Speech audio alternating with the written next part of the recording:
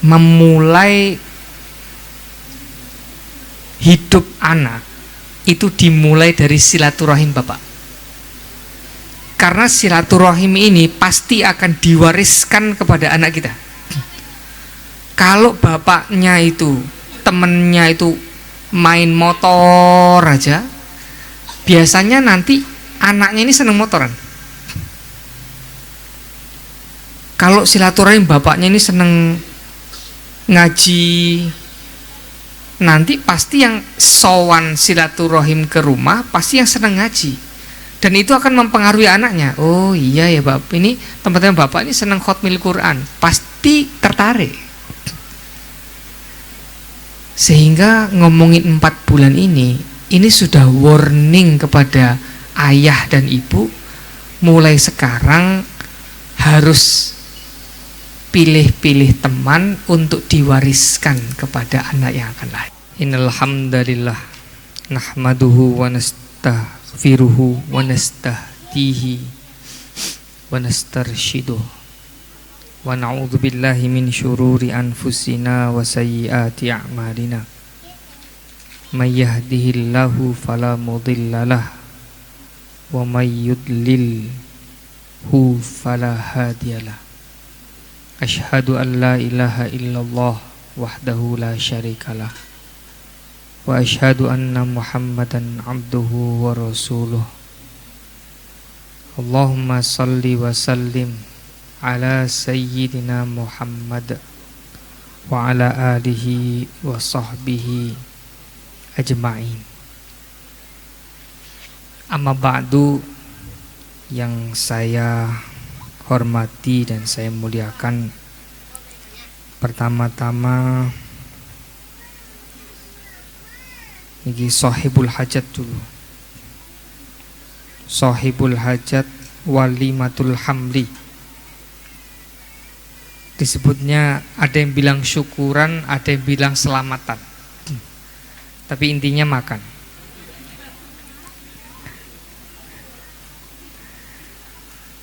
Yang terhormat Bapak Ridwan Yusuf, kemudian yang saya hormati Ibu Misna Indrayanti. Mudah-mudahan beliau berdua diberikan kesehatan, keberkahan, khususnya dimudahkan di dalam proses kehamilan Ibu Misna. Kita doakan mudah-mudahan menjadi calon bayi yang beriman, berislam dan berihsan dengan baik. Yang saya hormati di sini, selanjutnya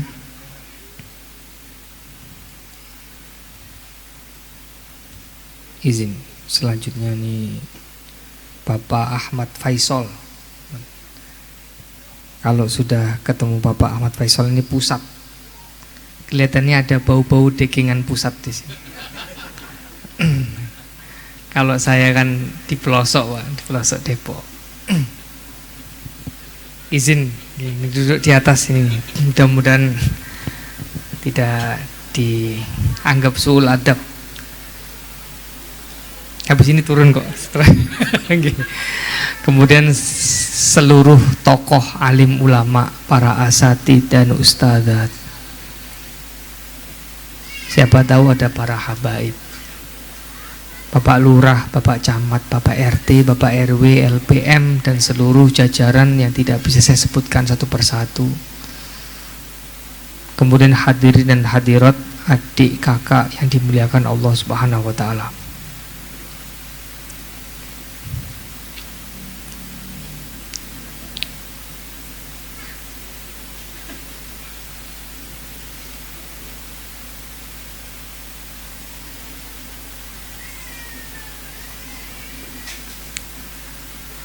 Saya itu bukan kok tidak mau datang, tapi memang sedang banyak tugas. Tapi yang WA saya itu sudah 4 orang, Pak. Dan hampir 5-nya itu ngaku, saya juga diminta untuk WA. Kok kayaknya kalau nggak datang ini khawatir. Jadi saya niatkan datang ke sini itu satu, sambung silaturahim bapak saya. Inna min abarril birri ayyasilal mar'u udda abihi ba'da ayyuwala kama qala sallallahu alaihi wasallam.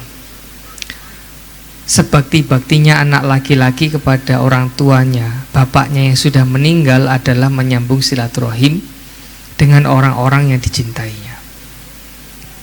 Saya itu yakin betul kalau bapak saya itu cinta sekali dengan seluruh masyarakat Indonesia.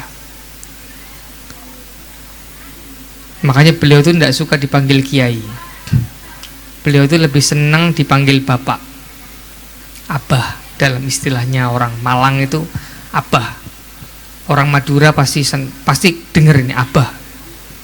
Ini adalah panggilan familiar bapak di daerah Malang dan sekitarnya. Jadi sekarang misalnya beliau punya teman-teman,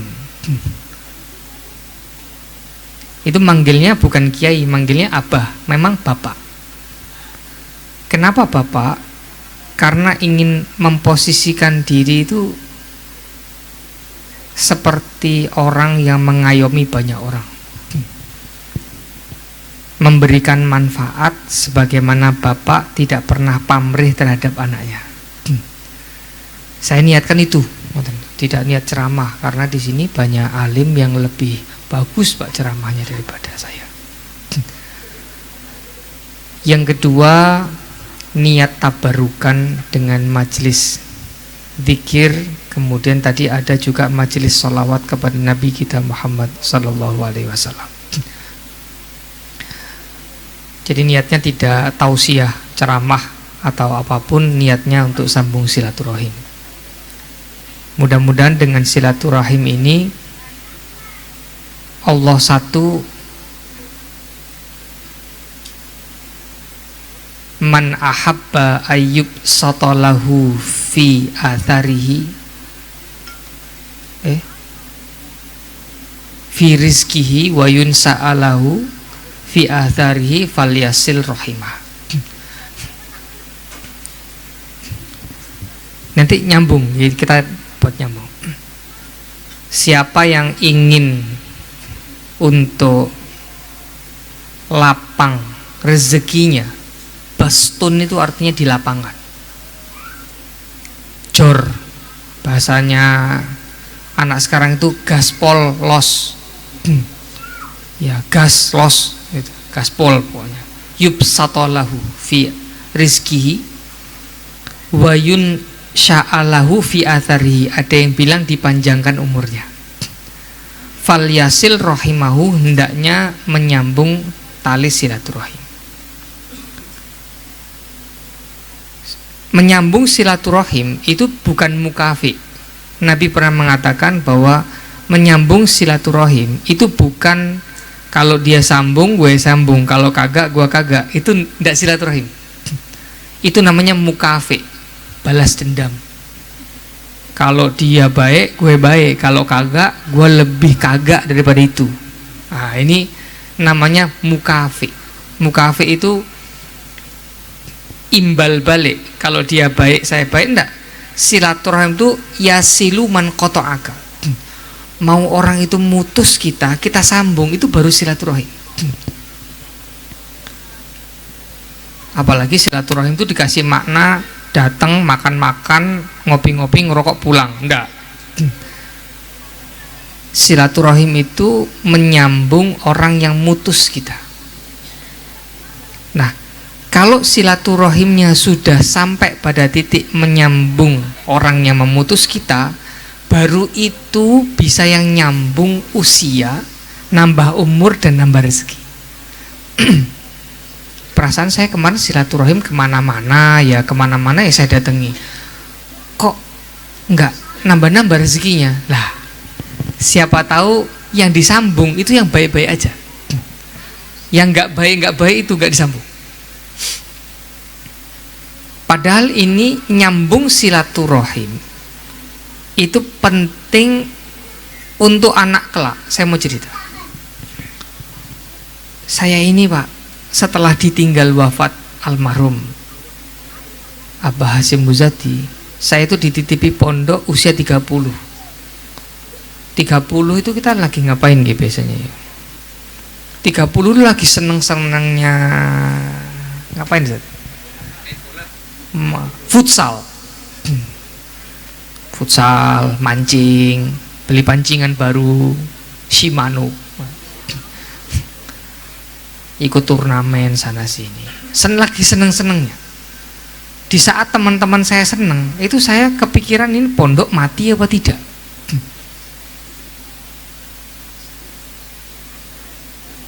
Di situ saya terlihatnya mulai bukan menutup diri ya, saya fokus di pondok saja. Kegiatan pondok alumni Gontor saya juga nggak datang. Bukan kok nggak kepingin berangkat, karena ini yang ditinggal repot pondok. Saya juga nggak tahu datang ke acara ini tuh niat silaturahim apa dihitung sama malaikat ninggal pondok, nggak tahu juga. Tergantung niat masing-masing. Nah, ketika saya berada di pondok, ternyata saya ini kan gaulnya sama banyak orang. Enggak, walaupun saya ini orang NU, tapi gaulnya sama non NU banyak. Mainnya jauh lah. Tapi bagaimanapun teman-temannya Bapak, orang-orang NU itu akan masuk ke saya. Nah, saya nggak mau ngomong NU-nya, tapi saya ingin sampaikan bahwa pertemanan Bapak itu pasti akan dirasakan oleh anak. Maka mendidik anak supaya solihah itu dimulai dari Bapak pilih-pilih teman. Jadi ini belum ngomongin jabang bayinya dikasih tausiah nggak denger juga dia kayaknya. Ini yang dikasih tahu bapaknya dulu. Hadirin yang dirahmati Allah. Ini kalau ngomongin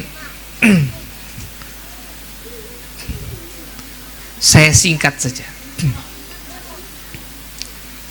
Dulu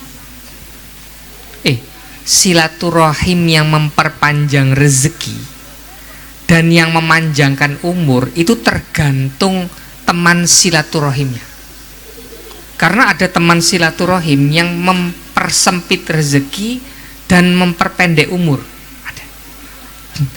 Jadi ini hadisnya itu bukan dalil mutlak. Bukan semua silaturahim secara mutlak itu akan memperluas rezeki dan akan memperpanjang umur.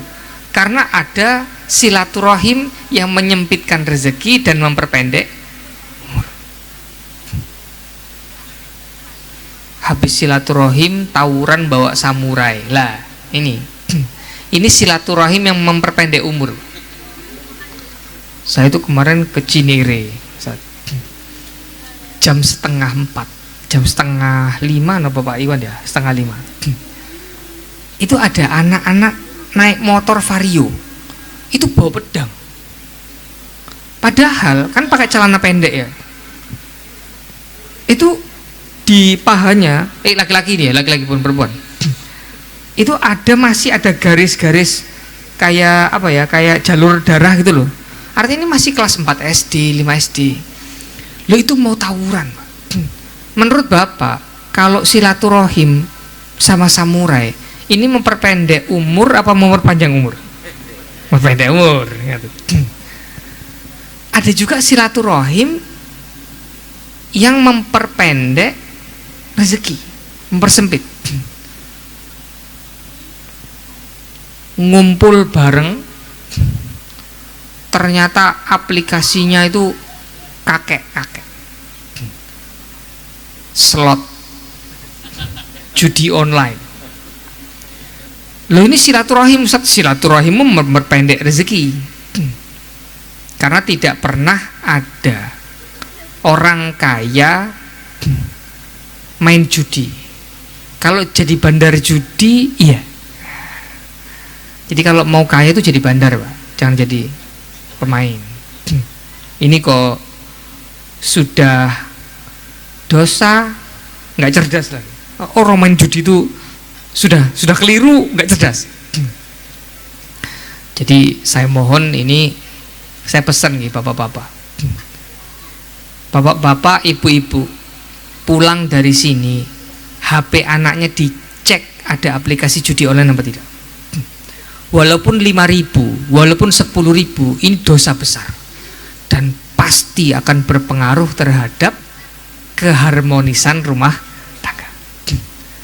Ulang cek, nak, kamu pernah main ini apa tidak? Kalau iya, jangan dimarahi, Pak. Karena kalau dimarahi, dia malah kabur cari teman main lain. Suruh berhenti, kemudian suruh banyak-banyak istighfar. Karena ini silaturahim yang memperpendek atau mempersempit rezeki. Hadirin yang dirahmati Allah, maka yang saya ingin sampaikan sebelum ngomongin hadis tentang 4 bulan, sebagai ayah dan ibu itu harus pilih-pilih teman. Mohon izin, Pak, kita ini boleh kenal semua orang, tapi yang jadi teman harus pilih-pilih.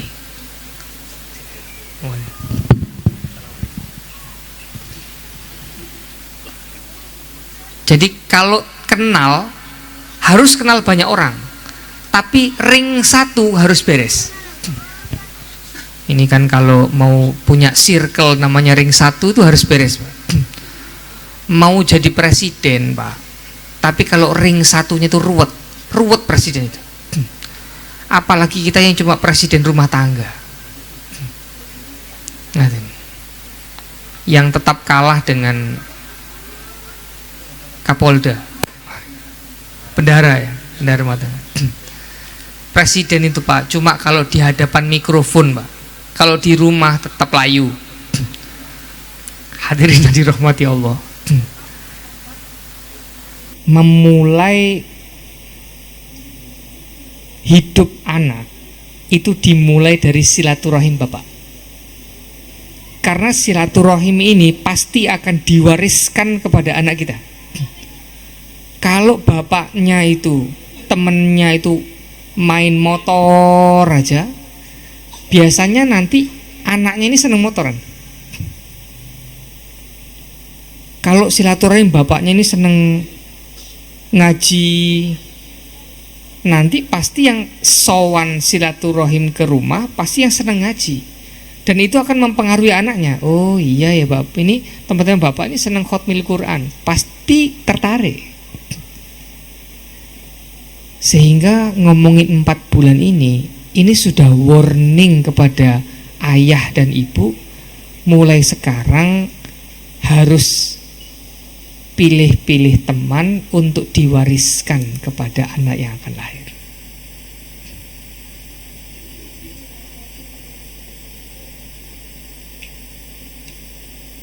Ini nggak perlu jurnal kan, Pak ya? Sebenarnya ada penelitian, Pak. Ada penelitian ini, ada penelitian dulu itu di daerah Amerika abad 19 dan abad 19.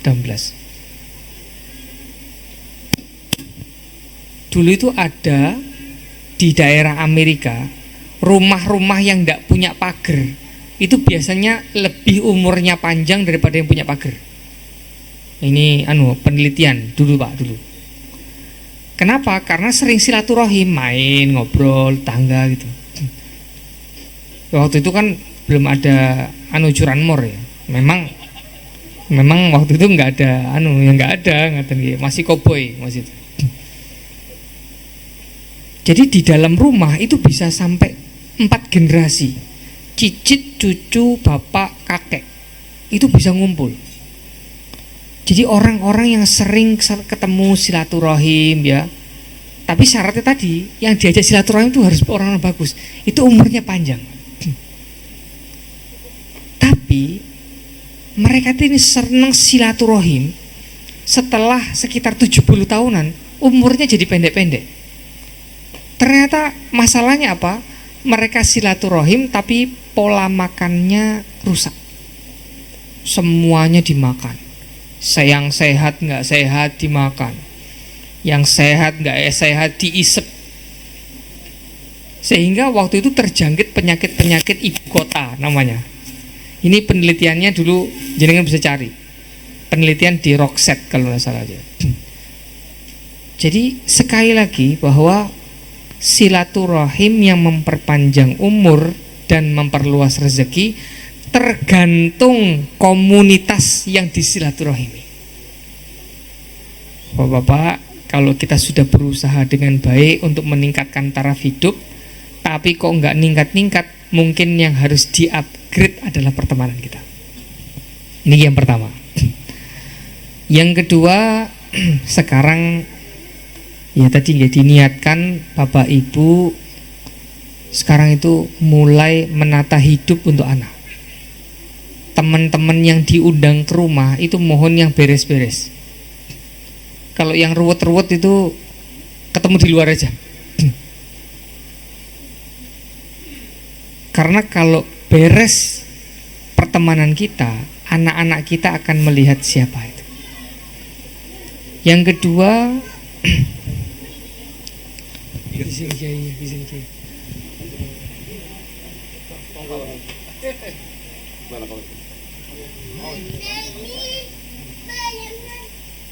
ini sampai jam berapa Ustaz? 10 menit lagi, 7. Nggak boleh lama-lama, ini karena acara intinya makan. Ini kelihatannya sudah mulai lapar loh Pak wajahnya Pak. Kita harus merahmati banyak orang. Sudah nunggu Pak ya kita. Jangan lama-lama, 7 menit. Nanti kalau kebanyakan lupa juga.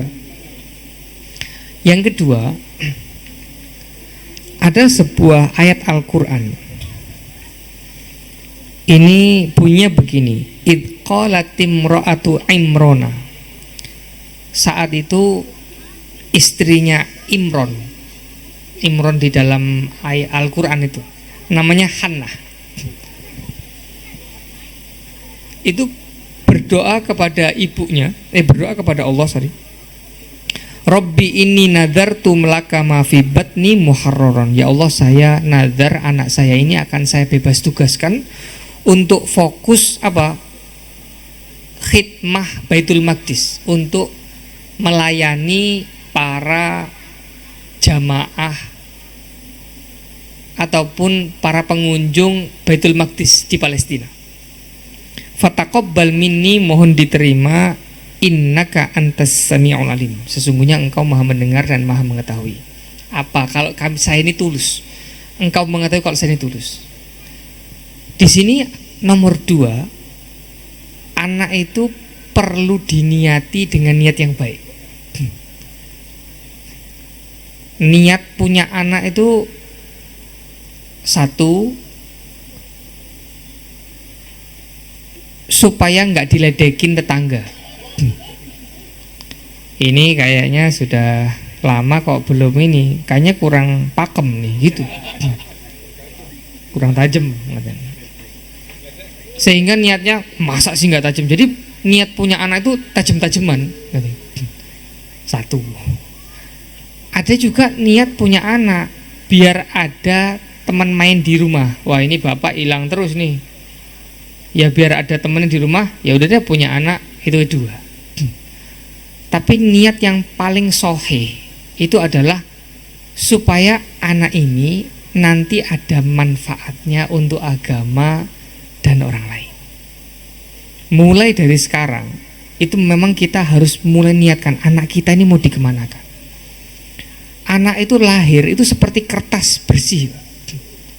Kenapa nanti orang tua itu dihisap perilaku anaknya? Karena memang yang membuat garis-garis, gurat-gurat, motif-motif itu bapak ibunya. Maka anak ini bersih, putih seperti ini. Coba lihat, anak-anak ini kecil Pak, walaupun nakal, gemesin kan, ya, karena belum punya dosa. Kalau kita nakal Pak, itu nggak gemesin Pak, menjengkelkan. Suatu ketika bapak saya itu pernah bilang begini, jadi saya lagi gendong anak gitu, anak pertama waktu itu kan. Kalau nggak anak kedua, anak pertama. Terus bapak itu bilang gini, Seron, kamu tahu nggak kenapa anak kecil itu menyenangkan? Nggak tahu, Pak. Karena belum punya dosa. Tiba-tiba saya mikir, wajah saya menjengkelkan dah. Bagaimana? Saya tuh merasa disindir oleh Abah. Kalau kamu sudah mulai menjengkelkan karena sudah punya dosa. Jadi anak itu buktinya kalau nggak punya dosa, dia salah itu gemesin. Tapi kalau yang sudah dewasa, salah tuh kayak kepingin diinjek, gitu. Ini bukti kalau salahnya orang nggak punya dosa seperti anak kecil ini. Nah, itu orang-orang yang putih bersih seperti ini. Tapi yang memberikan motif siapa? Bapak dan ibunya. Maka motif pertama itu adalah niat dulu sebelum ngasih motif. Ini, nak, saya niatkan kamu satu. Yang paling bagus niatnya adalah melanjutkan sujud kita kepada Allah. Itu paling bagus. Orang-orang sekarang itu sudah mulai mikir begini, child free, nggak punya anak. Padahal Nabi itu pernah bilang, perempuan yang wajib masuk surga itu yang punya anak 3. Jadi perempuan punya anak 3 wajib masuk surga. Habis ini bapak-bapak yang anaknya baru 2 itu pasti minta nambah. Dicari hadisnya langsung di WA ini. Mana ini di Google katanya. Betul ini, betul. Ada di kitab Riyadhus Shalihin kalau tidak percaya. Ternyata waktu itu ada sahabat nego. Kalau 2 Nabi, kalau 2 juga masuk surga. Wah, ini jadi yang 2 tadi nggak jadi nambah. Kok sahabat nggak bilang nanya 1 ya? Saya enggak. Jadi minimal 2 lah. Kenapa gitu? Minimal 2. Bukan kok ikut KB, Pak. Karena ikut Nabi. Supaya ibu sudah punya tiket langsung bypass menuju surga. Jadi menurut saya itu nggak punya anak tanpa uzur ya, tanpa uzur syar'i, itu kehilangan tiket. Tapi kalau milih gitu ya pilihan. Tapi setidaknya punya 2. Kenapa? Kok punya tiket surga? Karena kalau bapaknya sujud, ibunya sujud, ini anaknya setiap sujud yang dia lakukan, bapaknya pasti dapat pahala. Pasti itu. Apa yang lebih menyenangkan Allah daripada sujud? Kita kaya belum tentu. Untuk membantu Islam belum tentu. Keilmuan gini-gini aja.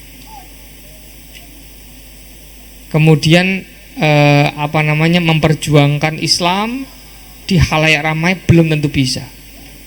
Tapi kita lupa bahwasanya yang paling dekat dengan Allah itu adalah ketika sujud. Maka kalau kita sujud, anak kita ikut sujud, setiap sujudnya adalah pendekatan kita kepada Allah. Passive income istilahnya. Jariyah, amal jariyah, ilmun yuntafa'u bi. Maka mulai sekarang pertanyaannya kepada Sahibul Bait, ini punya anak mau diniati apa? Apa diniati cuma tajem-tajeman misalnya? Apakah niatnya ya untuk pelipur lara lah? Ada juga anak itu jadi lem orang tua. Jadi kalau ada anak, suami istri lebih akur. Karena mempertahankan keluarga itu penting sekali untuk kemaslahatan anak. Tapi niat yang paling bagus adalah melanjutkan sujudnya kelak orang tua, bapak dan ibu. Jadi mulai sekarang diniati dulu. Ini yang kedua. Sudah, sekarang yang ketiga. Hadirin yang dirahmati Allah. Ada sebuah potongan hadis.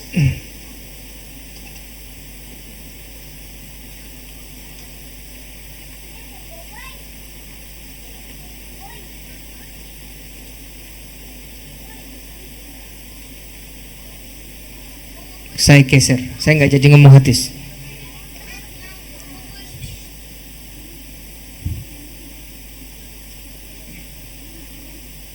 Sebenarnya dan ibu, kita ini pantas gak sih dapat rahmatnya Allah? Kita ditolong Allah nih loh, sudah memenuhi syarat atau belum? Sebenarnya kalau nggak memenuhi syarat, itu adalah mencari orang-orang yang memang memenuhi syarat, dan itu adalah bayi. Hadirin yang dirahmati Allah, kita ini ditolong Allah itu karena orang yang paling lemah di keluarga kita, bukan orang yang paling kuat di antara kita. Ini saya sebutkan hadisnya. Dulu saat sahabat Sa'ad bin Abi Waqqas itu pernah, seingat saya, pernah nanya Nabi begini, Nabi, ada golongan umat Anda, sahabat Anda, itu kalau melakukan perlawanan di medan perang, itu yang nyumbangnya paling banyak, pedangnya juga kontribusinya paling banyak, kemudian hewannya paling banyak. Kira-kira pembagian ghanimahnya ini, harta rampasan perang, disesuaikan dengan investasi apa disesuaikan dengan yang lain? Kira-kira yang dapat ghanimah lebih banyak apa tidak? Umpama Nabi itu ketua partai politik, umpama loh Pak, umpama. Ini nggak nyindir siapa-siapa nih, karena kalau umpama saya nggak sebut nama partai apa. Pasti yang dikasih ghanimah yang lebih banyak yang paling berkontribusi, betul ya? Iyalah, yang paling senior ya, yang paling duluan, yang paling berjasa, itu dikasih paling gede. Untungnya Nabi kita ini bukan ketua parpol. Nabi malah bilang begini, hal tunsaruna illa bidu'afaikum. Bukannya kamu itu menang, selamat, itu gara-gara orang-orang yang lemah. Itu kalau kita pikir loh, kita menang gara-gara orang yang lemah. Maksudnya Nabi ini bagaimana? Menurut Bapak, kita ini menang gara-gara orang kuat apa gara-gara orang lemah? Ya kalau gitu nanti main bola pilih yang lemah-lemah loh Mas. Jangan milih yang pinter-pinter. Insya Allah kalah ya. Loh, nggak konsisten. Jadi kalau ditolong Allah itu malah justru gara-gara yang lemah. Kenapa? Karena sahabat-sahabat itu kan ada yang mau ikut berperang itu sudah luka-luka, kadang-kadang pedangnya tumpul. Abdullah bin Mas'ud itu sudah badannya tidak tinggi, pedangnya tumpul. Itu tetap berangkat perang. Menurut Bapak, lebih heroik mana? Yang badannya kuat, duitnya banyak, pedangnya tajam, berangkat ke medan perang, atau orang yang sudah lemes, letih, layu, lunglai, berangkat ke medan perang? Lebih heroik mana? Lebih heroik orang-orang yang lemah tapi tetap mau berangkat ke medan, karena potensi matinya lebih tinggi daripada yang kuat. Kamu kok mau berangkat sih, kan kira-kira kamu cuma balik tinggal nama. Loh, ini kita ikut Rasulullah.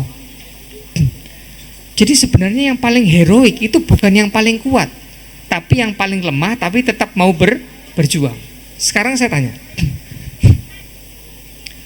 orang yang hidupnya pas-pasan, gajinya 4 juta, nyumbangnya 100.000, apa yang gajinya 1 miliar nyumbangi 1 juta?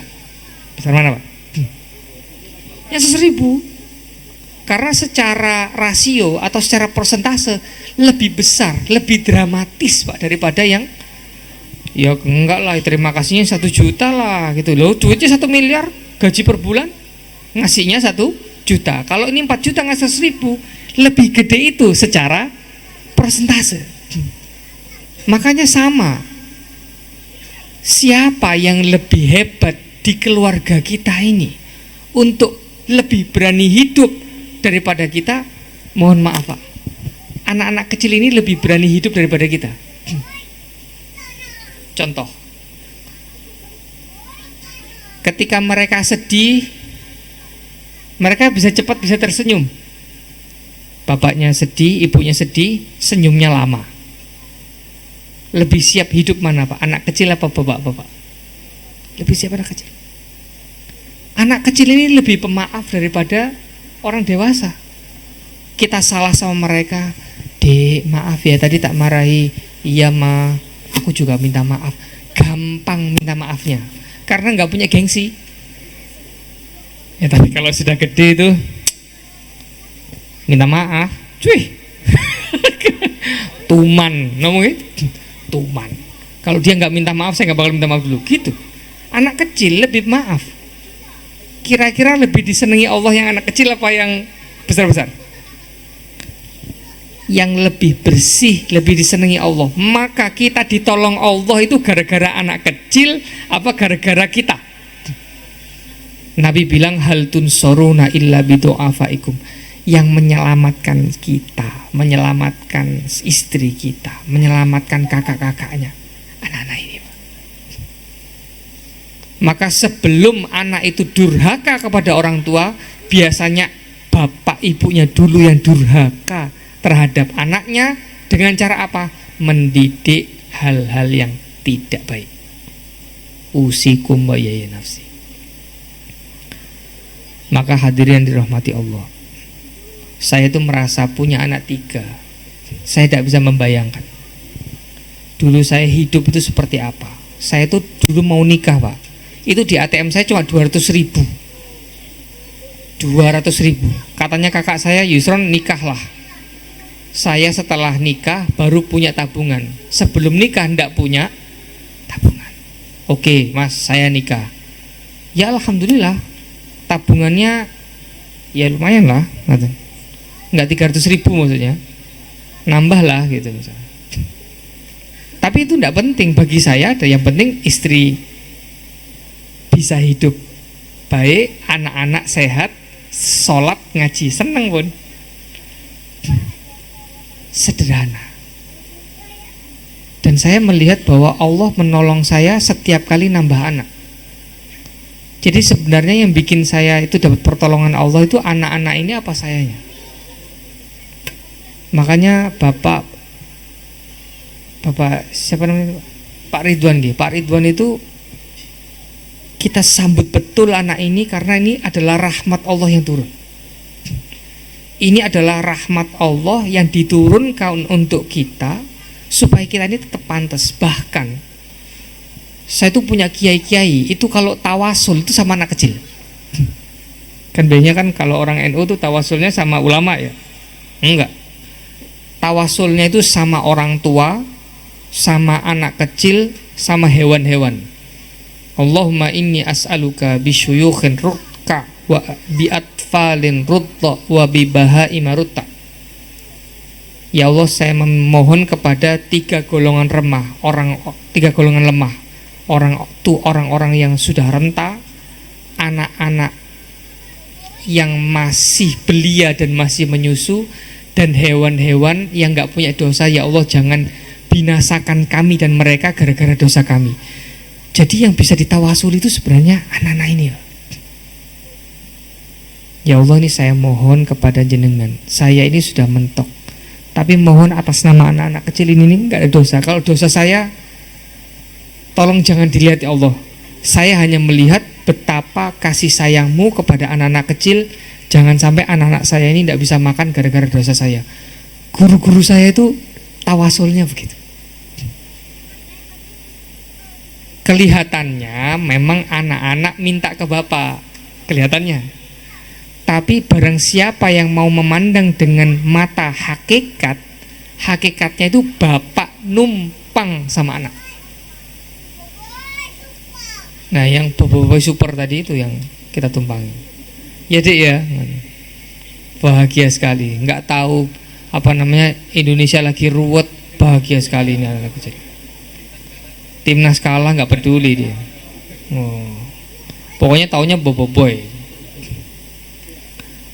Hadirin dirahmati Allah, saya rangkum. 1, mulai 4 bulan ini bapak dan ibu harus mulai pinter-pinter milih teman dan milih teman anak-anak ini.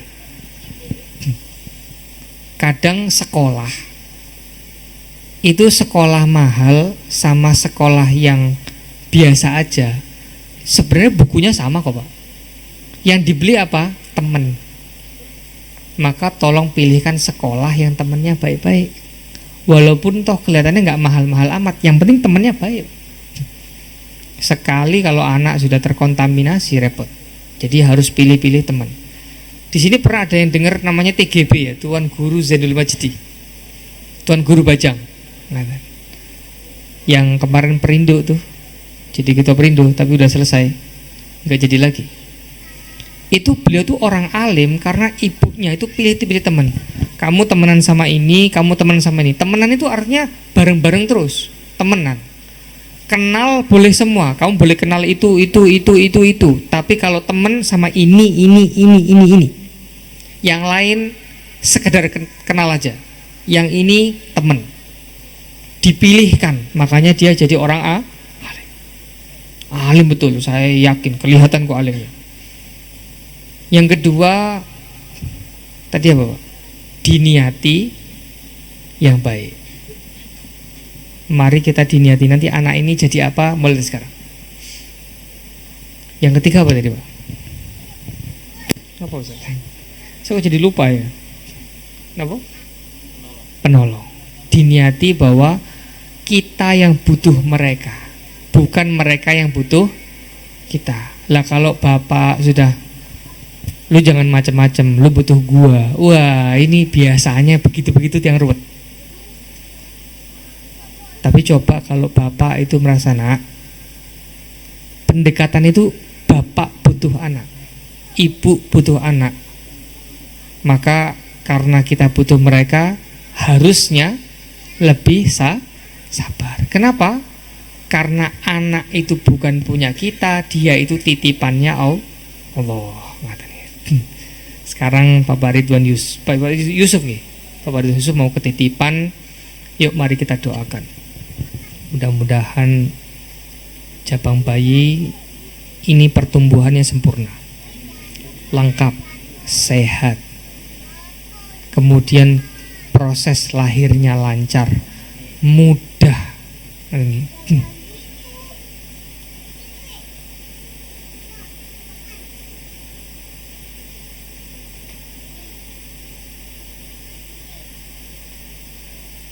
Janinnya saat mau keluar itu bisa menemukan jalannya sendiri. Kita doakan mudah-mudahan ibunya juga sehat, ibunya kuat, siap untuk mengkonsumsi yang baik-baik. Kemudian mulai didekatkan dengan bacaan Al-Quran. Kemudian mulai melakukan afirmasi positif. Husnudon sama Allah, insya Allah lancar, insya Allah berkah, keluar pada waktunya yang ditentukan oleh Allah, selamat, lengkap, sehat bapak, sehat ibu, sehat anak. Ala hadiniyah wa kulli niyatin sholihah. Al-Fatihah. A'udzubillahi minasyaitonirrajim. Bismillahirrahmanirrahim. Alhamdulillahi rabbil alamin. Ar-Rahmanir-Rahim. Maliki yaumiddin. Iyyaka na'budu wa iyyaka nasta'in. Ihdinas siratal mustaqim. Siratal ladzina an'amta 'alaihim ghairil maghdubi 'alaihim waladdallin. Astaghfirullahaladzim. Astaghfirullahaladzim. Astaghfirullahaladzim. A'udzubillahi minasyaitonirrajim. Bismillahirrahmanirrahim. Hamdan syakirin, hamdan na'imin, hamdan yuwafi ni'amah wa yukafi'u mazidah. Ya Rabbana lakal hamdu kama yanbaghi li jalali wajhikal karim wa 'azim sultanik. Allahumma ighfir lil mu'minina wal mu'minat wal muslimina muslimat. Allahumma ighfir li hayyina wa mayyitina wa syahidina wa ghaibina, khususan aba'ana wa ummahatina wa jaddatina wa jaddatina wa masyayikhina wa masyayikhina. Allahumma hab lana min azwajina wa dhurriyyatina qurrata a'yun waj'alna lil muttaqina imama. Allahumma hab lana min ladunka dzurriyyatan thayyibah innaka sami'ud du'a. Rabbi ij'alni muqimas sholati wa min dzurriyyati Rabbana wa taqabbal du'a. Rabbi hab li minas sholihin. Allahumma barik li auladina wa talamidatina wa la tadurruhum wa wafiqhum bi ta'atika warzuqna birrahum. Allahumma yassir kullal umur thumma as-sabila yassara thumma as-sabila yassara thumma as-sabila yassara. Rabbana atina fid dunya hasanah wa fil akhirati hasanah wa qina adzabannar. Wa sallallahu ala sayyidina Muhammadin nabiyil ummi wa ala alihi wa sahbihi wa sallam. Wa akhiru da'wana alhamdulillahi rabbil alamin. Kurangnya dari saya, lebihnya dari Allah. Assalamualaikum warahmatullahi wabarakatuh.